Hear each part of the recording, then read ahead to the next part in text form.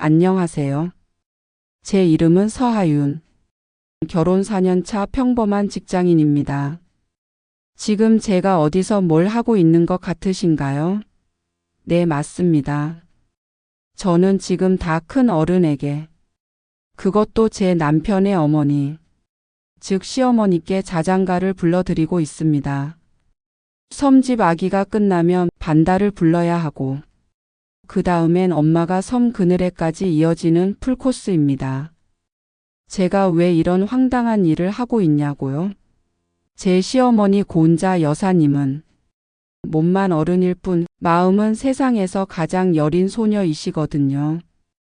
여러분은 혹시 시어머니와 단짝 친구가 되어 보신 적 있으신가요? 저는 지난 4년간 시어머니의 단짝 친구이자 보호자이자 감정 상담사이자 그리고 보시다시피 자장가 가수로 살아왔습니다. 이 기묘하고도 끈질긴 관계가 어느 날 시어머니께 남자친구라는 존재가 나타나면서 어떻게 파국으로 치닫게 되었는지, 그리고 제가 어떻게 이 모든 것을 끝내고 제 인생을 되찾게 되었는지, 그 믿기 힘든 이야기가 궁금하시다면 잠시만 귀를 기울여 주시겠어요? 남편 선우 씨는 정말 좋은 사람이었습니다. 유머러스하고 배려심 깊고 무엇보다 자기 주관이 뚜렷한 남자였죠. 저는 그런 그의 듬직한 모습에 반해 결혼을 결심했습니다. 결혼 전 그에게서 어머니에 대한 이야기를 들었을 때만 해도 저는 대수롭지 않게 생각했습니다. 우리 엄마? 마음이 좀 여리셔서 내가 옆에서 챙겨드려야 할 게 많아. 아버지가 일찍 돌아가셔서 그런지 외로움도 많이 타시고, 저는 그저 아들이 어머니를 지극히 아끼는 효자라고만 생각했습니다. 마음이 여리시다는 말이 60년 평생을 10대 소녀로 살고 계신다는 뜻인 줄은 꿈에도 몰랐던 거죠. 그가 말했던 챙겨드려야 할 게 많다는 말의 무게가 제 삶 전체를 짓누르게 될 줄은 상상조차 하지 못했습니다. 결혼 후 마주한 시어머니, 고은자 여사님은 제 상상을 초월하는 분이셨습니다. 온 집안은 핑크와 레이스로 도배되어 있었고, 거실 TV에서는 아침부터 밤까지 로맨스 드라마와 아이돌 음악 방송이 끊이지 않았습니다. 그녀는 저를 보자마자 제 손을 덥석 잡으며 어머 새아가, 우리 이제부터 서로 언니 동생 하기로 할까? 나는 시어머니 며느리. 이런 딱딱한 호칭은 너무 싫더라. 라며 반짝이는 눈으로 저를 바라보셨습니다. 저는 그저 어색하게 웃으며 내 어머님이라고 대답할 수밖에 없었습니다. 그녀는 제 대답에 입술을 삐죽 내밀며 에이 어머님이라니. 너무 서운하다. 그냥 편하게 은자 언니라고 불러줘. 알았지 하윤 동생? 이라며 제 팔짱을 끼웠습니다. 그때 느꼈던 어색함과 당혹감을 저는 애써 친근함의 표현이라고 스스로를 세뇌시켜야만 했습니다. 처음에는 그저 취향이 독특하신 분이라고만 생각했습니다. 하지만 그녀의 소녀 감성은 단순한 취향을 넘어선 저를 향한 집요한 요구와 집착으로 이어졌습니다. 그녀는 제가 퇴근하고 돌아오면 소파에 저를 앉혀놓고 새로 시작한 로맨스 드라마를 함께 봐야 한다며 리모컨을 놓아주지 않았습니다. 제가 피곤하다고 하면 어머 하윤아, 어떻게 사랑이 피곤할 수가 있어?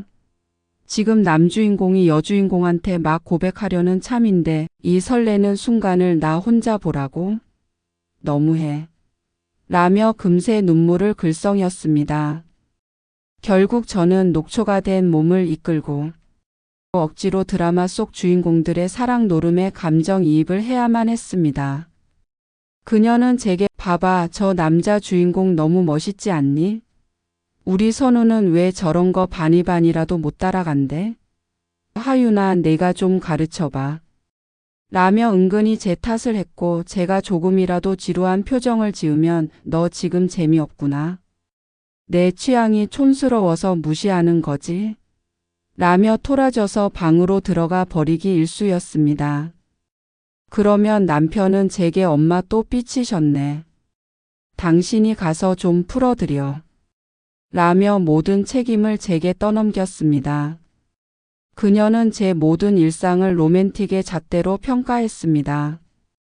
제가 남편과 주말에 대청소를 하면 어머 주말인데 데이트 안 하고 청소만 하니? 그러다 사랑이 식는다. 라며 타박했고 제가 실용적인 옷을 사 입으면 하윤아, 여자는 언제나 사랑받을 준비가 되어 있어야지. 하늘하늘한 원피스 같은 걸 입어야 남자들이 좋아하지. 라며 제 스타일을 지적했습니다. 그녀의 세상에서 결혼은 365일 24시간 설레야만 하는 한편의 드라마였고 저는 그 드라마의 여주인공으로서 완벽한 모습을 유지해야 할 의무가 있었습니다. 압권은 제 친구들과의 모임에 그녀가 따라 나서기 시작하면서부터였습니다. 제가 오랜만에 친구들과 저녁 약속을 잡았다고 하면 그녀는 어김없이 시무룩한 표정으로 말했습니다. 어머 나 빼고 너희들끼리만 노는 거야? 나도 하윤이 친구들이랑 친해지고 싶은데 나 가면 혹시 불편하니? 그녀의 금방이라도 울음이 터질 듯한 얼굴 앞에서 제가 할 수 있는 선택은 없었습니다. 결국 저는 20대 후반에 제 친구들이 모인 자리에 60대인 시어머니를 제일 친한 언니라고 소개하며 데려가야 했습니다. 그녀는 그 자리에서 제 친구들에게 우리 하윤이가 연애할 때 보니까 완전 목석이더라. 너희가 연애 기술 좀 가르쳐줘 라는 둥. 선우가 글쎄 프로포즈할 때 반지만 덜렁 줬다니까. 촛불 이벤트 같은 것도 없이. 정말 무드 없지 않니? 라는 둥 TMI를 남발하며 분위기를 싸늘하게 만들었습니다. 친구들은 어색하게 웃으며 저만 쳐다봤고 저는 쥐구멍에라도 숨고 싶었습니다. 그날 이후 제 친구들은 저와의 약속을 잡기 전에 혹시 오늘도 그 언니랑 같이 오는 건 아니지? 라고 조심스럽게 물어보는 지경에 이르렀습니다. 저는 그렇게 제 인간관계에서조차 고립되어 갔습니다. 그리고 마침내 저를 공포의 도가니로 몰아넣었던 자장가 시중이 시작되었습니다. 어느 날 밤 12시가 넘은 시간이었습니다. 자려고 누워 있는데 시어머니에게서 전화가 왔습니다. 그녀는 잔뜩 겁에 질린 목소리로 울먹였습니다. 하윤아 나 지금 너무 무서워.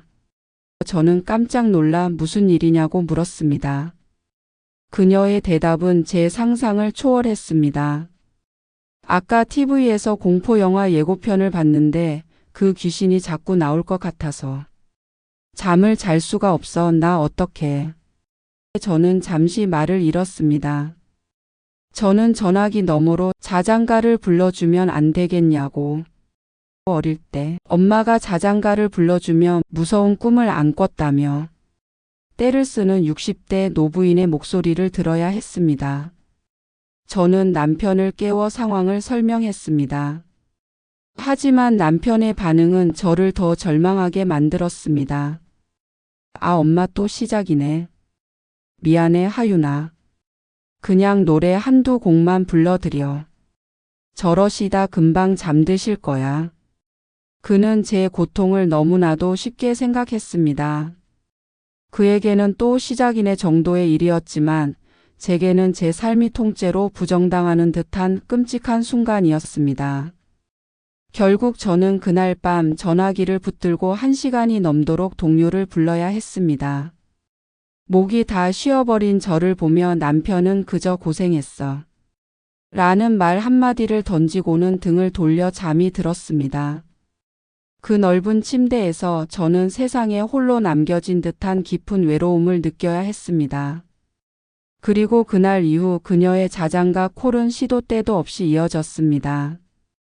저는 점점 지쳐갔습니다. 제 삶은 사라지고 오직 고운자 여사의 단짝 친구로서의 역할만이 남아 있었습니다. 저는 남편에게 진지하게 말했습니다. 나 더는 이렇게 못 살겠어. 어머님, 저건 소녀 감성이 아니라 그냥 이기적인 거야. 당신이 아들이라면 이제라도 어머님이 현실을 제대로 보고 당신의 아내를 존중하도록 만들어야 해. 하지만 남편은 언제나 똑같은 대답뿐이었습니다. 미안해. 엄마가 외로워서 그래. 당신을 너무 좋아해서 그래. 조금만 더 참아주면 안 될까? 그의 무책임한 방관 속에서 저는 서서히 질식해가고 있었습니다. 저는 그가 말하는 조금만이라는 시간의 끝이 과연 오기는 할까? 깊은 절망감에 빠져들었습니다.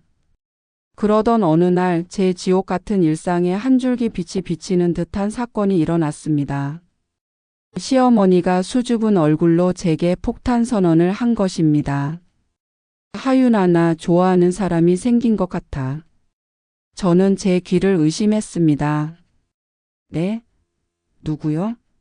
그녀는 마치 첫사랑에 빠진 소녀처럼 얼굴을 붉히며 말했습니다. 문화센터 노래 교실에서 만난 분인데 너무 멋있고 자상하고 어떡해. 나 심장이 너무 뛰어.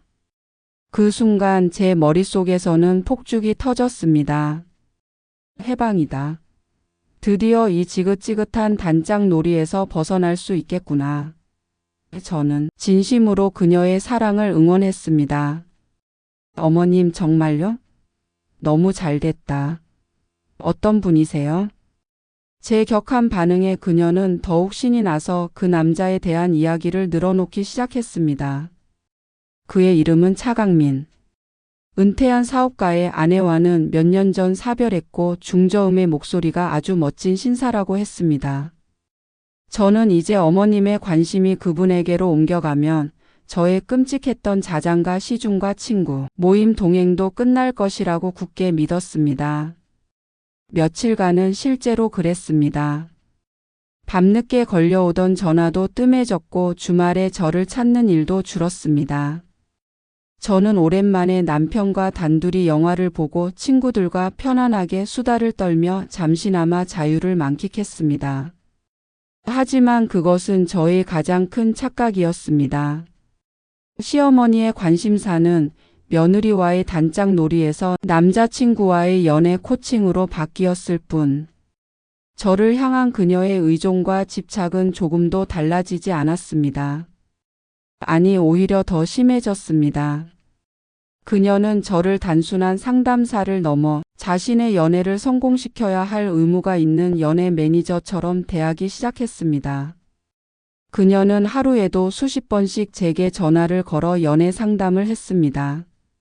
하윤아, 강민 씨한테서 아직 연락이 없는데 내가 먼저 문자 보내도 될까? 너무 쉬운 여자로 보이면 어떡하지? 오늘 데이트하는데 무슨 옷을 입고 갈까? 1번 핑크색 원피스, 2번 레이스 달린 블라우스. 사진 보낼 테니 골라줘. 그녀는 제 업무 시간을 전혀 고려하지 않았습니다. 제가 회의 중이라고 하면, 어머, 지금 내 인생의 가장 중요한 순간인데 회의가 됐으니? 라며 오히려 저를 타박했습니다. 한 번은 중요한 프레젠테이션을 앞두고 있는데 그녀에게서 하윤아, 강민 씨랑 지금 톡하고 있는데 뭐라고 답장해야 할지 모르겠어. 보고 싶어요라고 할까 아니면 오늘따라 목소리가 듣고 싶네요라고 할까? 빨리 정해줘. 1분 지났단 말이야. 라는 다급한 문자가 와서 하마터면 발표를 망칠 뻔했습니다. 그녀의 요구는 점점 더 기상천외해졌습니다. 어느 주말에는 저와 남편을 불러내더니 충격적인 부탁을 했습니다. 너희 오늘 나랑 강민 씨 데이트하는데 몰래 따라오면서 사진 좀 찍어주면 안 될까? 나도 요즘 유행하는 파파라치 컷 그런 거 한번 찍혀보고 싶단 말이야. 저는 기가 막혀서 말이 나오지 않았습니다. 하지만 남편은 엄마가 저렇게 좋아하시는데 그냥 하루만 해드리자. 라며 저를 설득했고 결국 저희 부부는 그날 하루 종일 60대 노부인의 데이트를 미행하며 그들의 사진을 찍어주는 신세가 되어야 했습니다. 공원 벤치에서 아이스크림을 나눠 먹는 모습, 손을 잡고 강변을 걷는 모습, 시어머니는 제게 하윤아 좀 더 로맨틱하게 찍어봐. 구도가 이게 뭐야? 저기 나무 뒤에 숨어서 망원렌즈로 찍는 것처럼 찍으란 말이야. 라며 구체적인 지시까지 내렸습니다. 저는 셔터를 누르면서도 내가 지금 여기서 뭘 하고 있는 건가 하는 깊은 자괴감에 빠져들었습니다. 저는 그날 차강민이라는 남자를 처음으로 제대로 보게 되었습니다. 그는 시어머니의 말대로 정말 번듯한 신사처럼 보였습니다. 값비싸 보이는 옷차림에 몸에 밴 듯한 매너, 그리고 시어머니를 바라보는 꿀이 뚝뚝 떨어지는 듯한 눈빛까지. 그는 시어머니에게 은자 씨는 어쩜 이렇게 소녀 같으세요? 내가 찾던 사람이 바로 당신이었어. 은자 씨 손은 꼭 아기 손 같네. 내가 평생 잡아주고 싶어. 라며 낯간지러운 칭찬을 쉴 새 없이 늘어놓았습니다. 시어머니는 그의 말 한마디 한마디에 세상을 다 가진 듯 행복해했습니다. 하지만 저는 왠지 모를 위화감을 느꼈습니다. 그의 모든 행동이 너무나도 완벽해서 오히려 부자연스러웠습니다. 마치 잘 짜인 대본을 읽고 있는 배우처럼 그의 말과 행동에서는 진심이 느껴지지 않았습니다. 그는 시어머니의 농담에 과장되게 웃었고 그녀가 원하는 대답을 정확히 알고 있는 사람처럼 행동했습니다. 그리고 그의 시선이 아주 잠깐 시어머니가 들고 있던 명품 가방과 손목의 금팔찌에 머무는 것을 저는 놓치지 않았습니다. 그 순간 제 머릿속에 아주 작은 의심의 씨앗이 싹 텄습니다. 저 사람 혹시? 하지만 저는 그 의심을 애써 지워버렸습니다. 아니야, 내가 너무 예민한 거겠지. 어머님이 행복해 하시는데 내가 괜한 걱정을 하는 걸 거야. 이 순간의 안일함이 훗날 얼마나 큰 재앙을 불러오게 될지 저는 까맣게 몰랐습니다. 의심의 씨앗은 며칠 지나지 않아 독버섯처럼 무섭게 자라나기 시작했습니다. 시어머니는 이제 대놓고 차강민 씨에게 돈을 쓰기 시작했습니다. 강민 씨가 요즘 사업을 새로 구상 중인데 자금이 조금 부족한가 봐. 내가 조금 보태주기로 했어. 우리 강민 씨 옷 입는 센스는 있는데 옷이 별로 없더라고. 내가 백화점 가서 머리부터 발끝까지 싹 다 사줬지. 그녀는 마치 자신이 키우는 아이돌에게 조공이라도 하듯 차강민 씨에게 온갖 비싼 선물들을 안겨주었습니다. 처음에는 명품 넥타이와 시계로 시작하더니 나중에는 최신형 휴대폰과 노트북, 심지어는 중고차까지 사주었습니다. 아버님이 남겨주신 유산과 평생 모아오신 연금은 그의 주머니로 흘러 들어가기 시작했습니다. 저는 남편에게 조심스럽게 말했습니다. 자기야, 어머님께서 차 선생님한테 돈을 너무 많이 쓰시는 것 같아. 저분 정말 믿을 만한 사람 맞아? 사업 구상 중이라는 사람이 왜 어머님 돈을 받았어? 하지만 남편은 제 걱정을 대수롭지 않게 여겼습니다. 엄마 돈 엄마가 쓰겠다는데 우리가 뭐라고 해. 그리고 엄마가 저렇게 행복해 하시는 거 나는 그냥 보기 좋은데? 당신은 왜 엄마 행복을 있는 그대로 못 봐줘? 그는 제가 시어머니의 연애를 질투한다고 생각하는 듯 했습니다. 당신 엄마가 이제 당신 안 찾으니까 서운해서 그러는 거 아니야? 그의 그 한마디에 저는 말문이 막혔습니다. 아, 이 남자는 정말 아무것도 모르는구나. 내가 지난 몇 년간 얼마나 고통스러웠는지, 그리고 지금 내가 느끼는 불안이 얼마나 합리적인 의심인지 그는 전혀 이해하지 못하고 있었습니다. 상황은 점점 더 심각해졌습니다.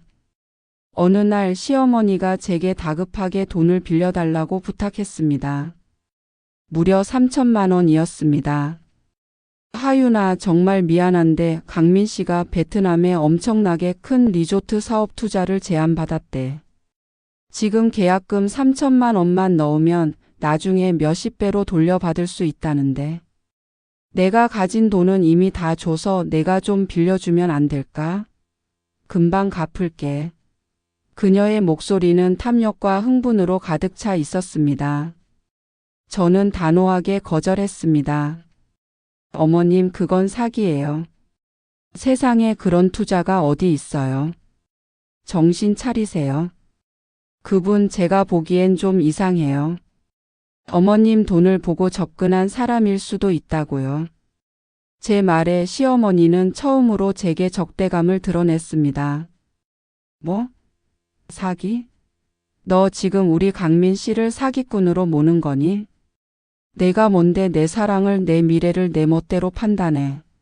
너 내가 행복해지는 게 그렇게 배 아프니? 그녀는 제게 온갖 악담을 퍼붓고는 전화를 끊어버렸습니다. 너같이 사랑도 모르는 메마른 애가 뭘 알겠어. 이제부터 너랑은 상종도 안 할 거야. 내 인생에 끼어들지 마.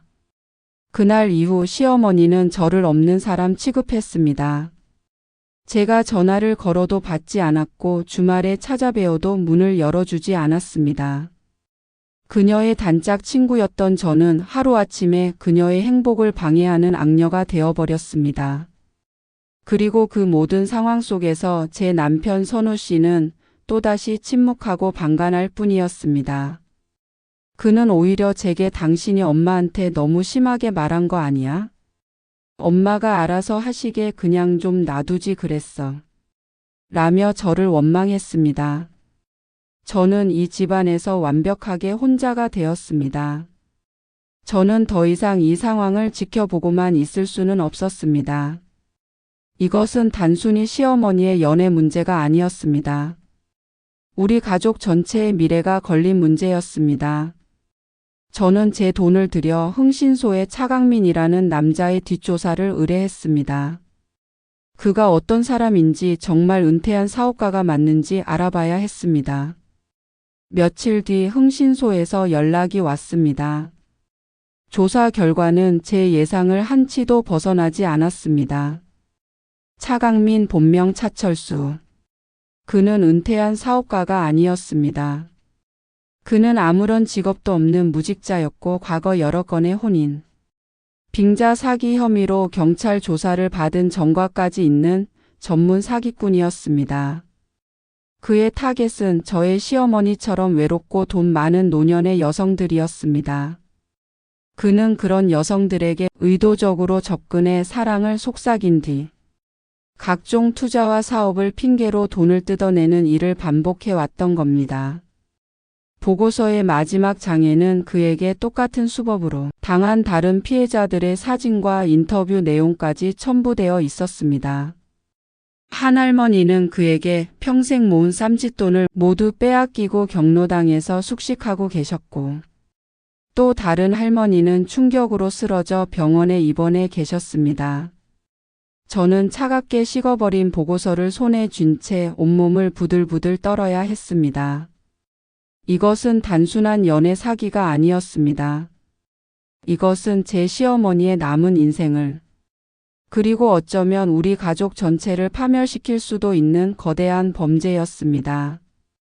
제 심장은 분노와 공포로 미친 듯이 뛰기 시작했습니다. 저는 그 보고서를 들고 곧장 남편에게 달려갔습니다. 모든 진실을 알게 된 남편은 충격으로 얼굴이 하얗게 질렸습니다. 이게 다 사실이야? 정말 그 자식이 사기꾼이라고? 그는 자신의 어리석음과 무책임함에 깊은 자책감에 빠졌습니다. 내가 미안해, 하윤아. 내 말을 믿었어야 했는데. 내가 엄마를 말렸어야 했는데.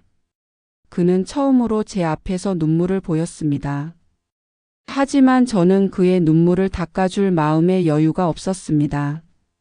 지금은 후회하고 있을 시간이 아니었으니까요. 시어머니는 이미 차강민의 꿰매 빠져 당신이 살고 있는 집까지 담보로 대출을 받아 투자금을 마련해 주려는 중이었습니다. 저희는 당장 시어머니를 찾아가 모든 것을 밝혀야 했습니다. 저희는 굳게 닫힌 시어머니의 집 문을 몇 시간이고 두드린 끝에 겨우 집 안으로 들어갈 수 있었습니다. 하지만 시어머니는 저희의 말을 한마디도 믿으려 하지 않았습니다. 그녀는 흥신소 보고서를 바닥에 내던지며 소리쳤습니다. 이게 다 뭐야? 너희가 짜고 치는 거지? 내 돈이 아까워서.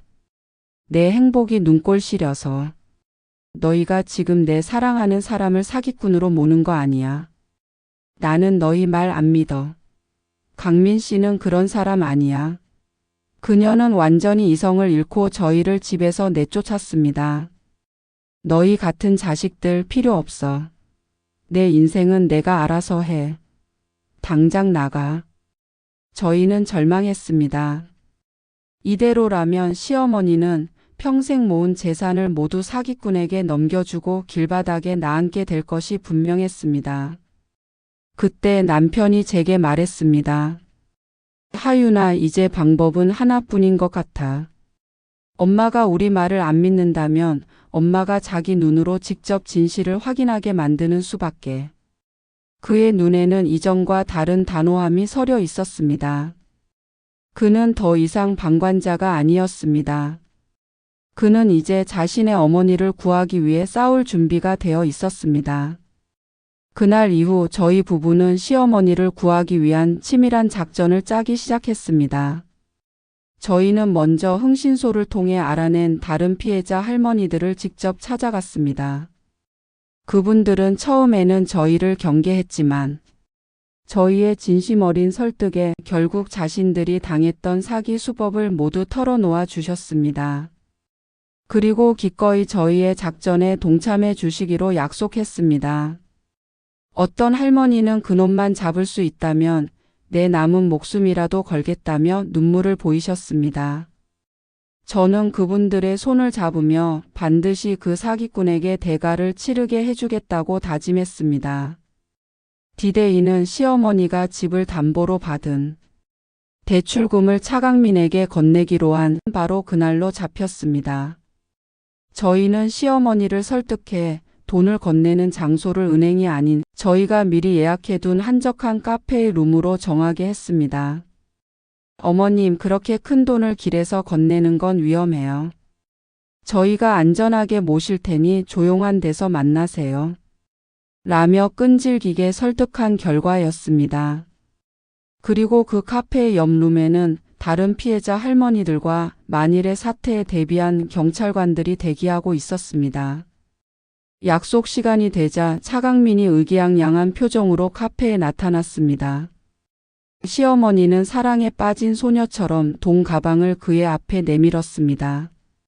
강민 씨, 여기 약속한 돈이에요. 우리 이제 이걸로 멋진 미래를 만들어 봐요. 차강민은 탐욕스러운 미소를 지으며 돈 가방을 열어보려 했습니다. 바로 그 순간이었습니다.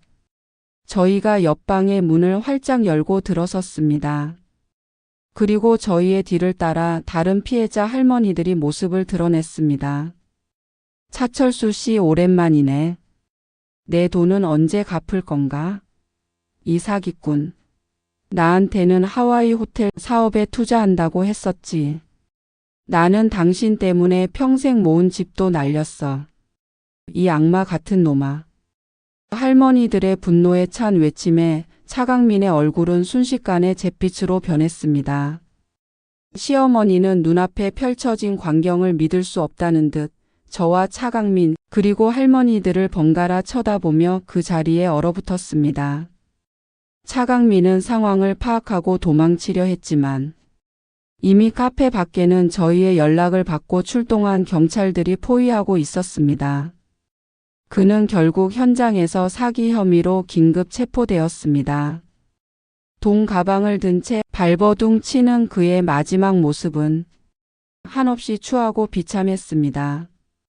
모든 것이 저희의 계획대로였습니다.